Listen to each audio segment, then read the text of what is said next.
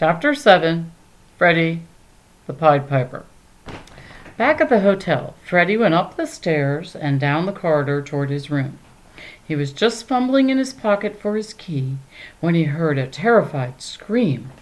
The door of his room was thrown open, and a chambermaid came tearing out, her eyes wild, her skirts flying.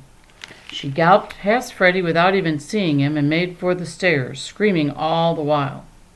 Freddy thought, "Oh gosh, I forgot that the chambermaid would have a key. She's gone in to make the bed and seen the cats." And that, as she found later, was what had happened. If you go into a room and see one cat there, you don't think anything about it. But if you go in and 14 cats all turn around and look at you, you can be excused for screaming a little. But Freddy realized that something had to be done quick. Fortunately, nobody looked out of any of the other doors on the corridor. The guests were evidently all out. But downstairs he could hear shouts and commotion, and the chambermaid's excited voice explaining to somebody. "Send for the rat catcher," somebody called out, and another voice said, "Better take a club, Joe." There was an empty laundry hamper at the far end of the corridor. "Hey, you cats, come out here quick," Freddy called through the doorway, and as they trooped out, he raised the lid of the hamper. "Jump in, all of you." And as they hesitated, "The cat catcher is coming." That, and the footsteps pounding up the stairs, decided them. Freddy tucked in a couple of tails, slammed down the lid of the hamper, and leaned nonchalantly against it. Practically everybody in the hotel, chambermaids, clerk, manager, cook, waitresses, guests, came piling up the stairs, and all talking at once crowded into Freddy's room. Nobody noticed the little old lady down at the end of the corridor, which was lucky, for there was a great deal of snarling going on inside the hamper, which hopped and jumped around and generally behaved as if someone was setting off fireworks inside it. And then, when everybody had gotten into the room, Freddy quietly ran up the hall and quietly closed the door and locked them in. Then he threw up the hamper lid. "Quietly, now quietly," he said. "Be quick and follow me closely, and you'll get out of this." The cats were scared, and they followed him without making any fuss. He led them down through the lobby and out a side door into the alley behind the hotel. They followed this down until they were opposite the street where Mrs. Guffin lived, without anybody seeing them. Then, when no one was in sight, they made a dash for the pet shop.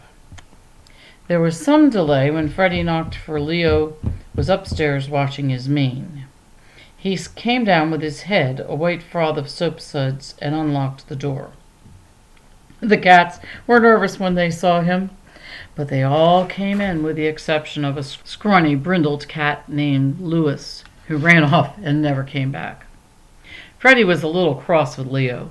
"You ought to be keeping an eye on Mrs. Guffin," he said, "instead of beautifying yourself. She could break down that door." "Oh, I suppose you're right, Freddy," said the lion, "but my mane was in terrible shape." "Well, you finish washing it in the kitchen," Freddy said. "There's a spray on the faucet there, and I'll help you. We have to hold a council of war." He started to tell them what had happened, but Leo said, "Help me first, Freddy. I'll catch cold standing around with this soap on me." So they went out in the kitchen. Leo held his head over the sink, and Freddy put the spray on and began rinsing out the soap. And, of course, got soap suds in Leo's eye. Leo let out a roar that could have been heard half a mile. He roared and shouted and shook his head, and the soap suds flew all over the kitchen, and the spray was knocked out of Freddy's grasp and soaked Jinx, who had been looking on with a superior grin. Jinx gave an awful screech, and the 13 cats, who were sitting around in the shop, yowled in sympathy the way cats do, and the puppies barked, and even the birds set up an excited twittering. Altogether, there was enough noise to bring down every neighbor in the block to the front door. It took some time to get everything quieted down. The soap had made the kitchen floor so slippery that nobody could stand up on it, And after Leo had tried to rinse his own head and slipped and fallen down and cracked his chin on the edge of the sink, he went back upstairs to finish. Freddy rubbed Jinx down with a dish towel, and then he wiped the suds off his shawl and hung it up to dry. It was while he was doing this that there was a large knock at the front door. "Darn that Leo," said Jinx. "He stirred up the whole neighborhood." He went into the shop and came to report that there were 2 women on the porch, and a third was trying to peer into the shop window. Freddy went to the pantry door and spoke through the keyhole to Mrs. Guffin. "You'd better keep pretty quiet, ma'am," he said. "If you make any noise, I'll unlock the door and stick this lion on you. And well, he hasn't had much to eat lately." He turned back to see Leo with a bath towel tied round his head standing behind him. The lion said reproachfully, "This isn't very a nice thing to suggest, Freddy. You know I'm not that kind of lion. Besides," he added, "even an alligator would have to be pretty hungry before he'd tackle her." A voice outside called, "Yoo-hoo, Mrs. Guffin, are you all right?" Freddy had an idea. There was a blue bathrobe of Mrs. Guffin's lying across a chair, and he grabbed it. "Quick, Leo, up on your hind legs and get this on. Now, if we had a handkerchief, a dish towel will do. Get one, Jinx." A minute later, Leo, wrapped in a bathrobe with the dish towel draped over one paw, which he held up across the lower part of his face, opened the door and peered out at his neighbors. "What's all the excitement?" he said in a hoarse whisper. One of the women said, "Are you all right? We heard all that racket and thought—" "What racket?" Leo demanded. "We thought it came from over here. Yells and shouts. Are you sure you're all right? You look odd." "Got a bad cold. Mustn't stand here in the draft." "What's the matter with your voice?" asked another woman, and a third one said, "Have you sent for the doctor?" "You were all right this morning when you were sweeping the porch," said the first. "These things strike sudden," whispered Leo. "One minute you're up, next minute you're down. Hurts me to talk. Go away and leave me alone, will you?" "Well, if that's the way you feel," said the first woman indignantly, and the second one said, "We only wanted to help you. That's gratitude for you," said the third, and they turned away. "You were pretty rude to them," Freddy said. "They'd have been suspicious if I'd been polite," said the lion. "She hasn't got any more manners than a—" He stopped abruptly. "Oh, go on, say it," said Freddy. "Then a pig, that's what you wanted to say. I don't know why people always have to bring pigs into it when they want to say something mean about somebody. If somebody's stupid and obstinate, why don't they just call him lion-headed? If somebody's rude, why don't they say he has no more manners than a cat? Why—" "Look, Freddy," Leo interrupted. "It's just one of those sayings. It doesn't mean anything like fierce as a lion, bold as a lion. I'm not any fiercer and bolder than you and Jinx. And curious as a cat, Jinx isn't any more." "Yes, I am too. You're curious than you are," Jinx said. "That's why I know more. I'm more curious, and so I find out more things. Those old sayings are all right. Clever as a cat. Cute as a cat. Courageous as a—" "Conceited as a cat, that's a better one," said Freddy. "Listen, we've got to decide what to do. Mrs. Church won't be back for us until day after tomorrow. We'll have to keep Mrs. Guffin locked up, but we can't make her sit on that chair in the pantry for 2 days.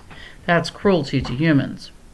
But if we let her stay in her bedroom, she'll go to the windows and yell for help." They talked it over. They didn't want to be any meaner to her than they had to, and they at last decided that she could be locked in the pantry during the day, and at night she could sleep in her own bed. But Leo would be locked in with her. Then if she tried to call the neighbors, the lion would stop her.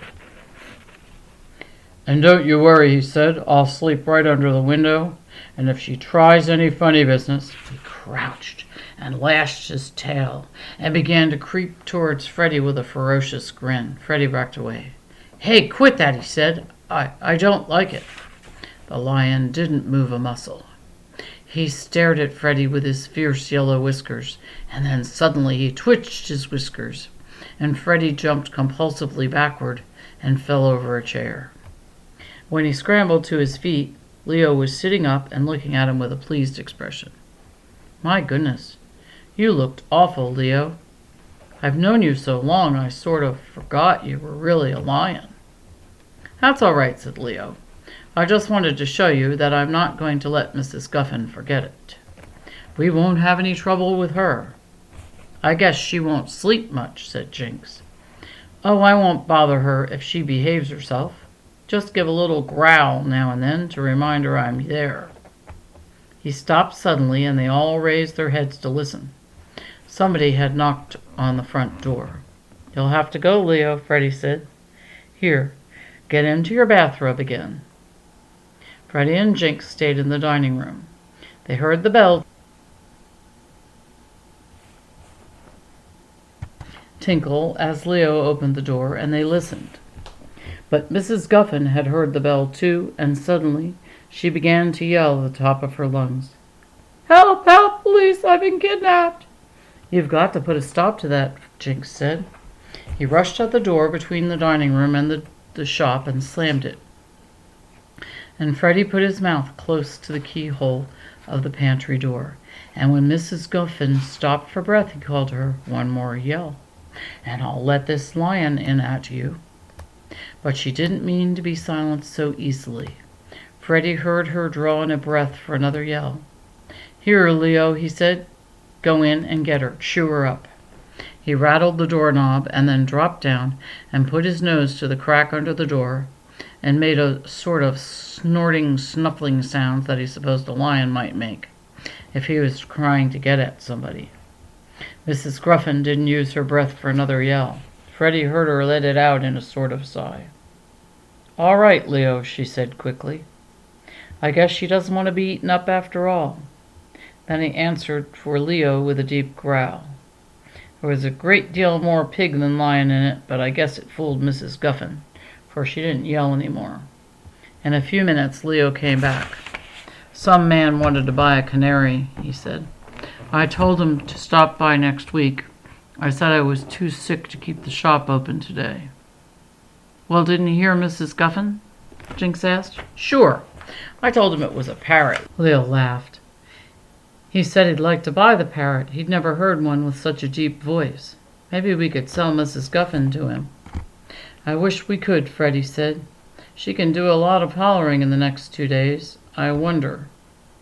He thought a minute, and then he went and rummaged in Mrs. Guffin's desk and found pen and ink and a piece of cardboard and lettered a big sign, "Measles," which he hung in the shop window. "That ought to keep people away," he said. Now that's an example of quarantine back in the olden days.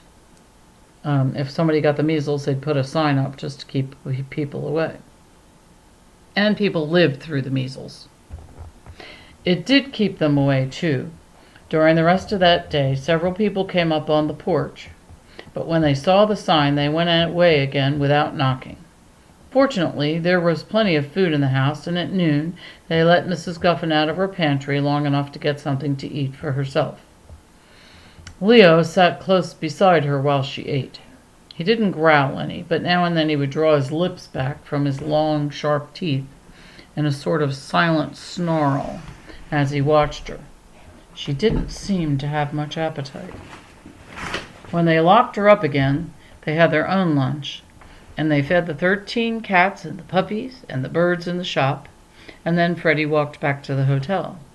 When he went up, the manager was talking to the clerk. He glanced up and frowned. "Ah, Mrs. Vanderquiggen, we've been looking for you." Freddy said very haughty, "Well, my goodness, man, here I am. State your business." "Well, ma'am," he said firmly, "it's about the cats. I'm afraid I shall have to ask you to leave.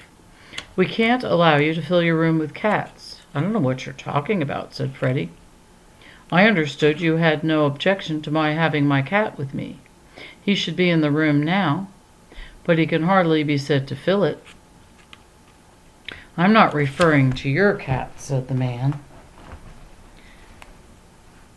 and he told Freddy what had happened. It caused a great deal of disturbance and a great deal of running around and yelling, and we don't like that here. This is a respectable hotel. Freddy said, "Nonsense. Did you see those cats?" "No, ma'am, but—" "Be quiet," said Freddy sharply. "You didn't see them. Nobody saw them except the chambermaid. Yet you came right upstairs when she screamed." "Where did they go to, then? Do you mean to tell me they vanished into thin air?" "They must have gone somewhere," said the manager. "If they ever existed," said Freddy. "And you say, when you went up there were no cats in the room? Where is my cat, then? He is an extremely valuable animal, and if you have let him get out, if he's lost, kindly come up to my room with me at once." So the manager went up, and of course Jinx wasn't there. "Well," said Freddy, "this is serious for you, very serious indeed. I think I see what happened. You allowed my cat to get away, and to cover up your carelessness, you invent this story of a room full of cats. I shall call my lawyer at once." The manager began to look worried. "Well, ma'am, perhaps I was a little hasty. I shall question the chambermaid again.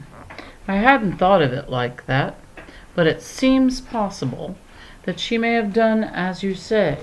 If so, she shall be discharged at once." But this wasn't what Freddy wanted at all. He became even more haughty than before. "I'm afraid," he said, "that you can't pass off your own stupidity and carelessness to an innocent person. However, I do not wish to be too hard on you. I will overlook the whole thing, provided you agree to say nothing to the chambermaid. My cat is not stupid, and he will come back when he gets ready." So the manager agreed. When he was gone, Freddy locked the door and dropped down into a chair and wiped his forehead on the corner of his shawl and said, "Phew!" And by, when he felt calmer, he got a pencil and paper out of his pocket, and he wrote a poem. This is it. "Men call the dog the friend of man, and praise him for his deep devotion. And yet the pig is capable of love as deep as any ocean. Bold as a lion, the people say, strong as a horse. Pigs, too, have strength, and in defense of justice they will go to almost any length. Yet who has ever heard it said that pigs are brave, that pigs are bold, that pigs are handsome quadrupeds, with wills of iron and hearts of gold? Fat as a pig, the saying goes, pig-headed, dirty as a pig. Each reference in verse or prose to pigs contains a dirty dig. I demand justice for the pig. No more shall he be stigmatized by adjectives both small and big, so vulgar and unauthorized. O pigs, arise and prove your worth. Assert your honesty and charm. Let kindly, clean, and polished pigs abound on every ranch and farm. Let pig no longer be a word applied with snorts and sniffs and jeers. Let pigs be proud of being pigs, as peers are proud of being peers. Justice, justice for the pig. Let every pig in every pen lift up his voice, assert his rights as one of nature's noblemen. A peer is a person who's an equal.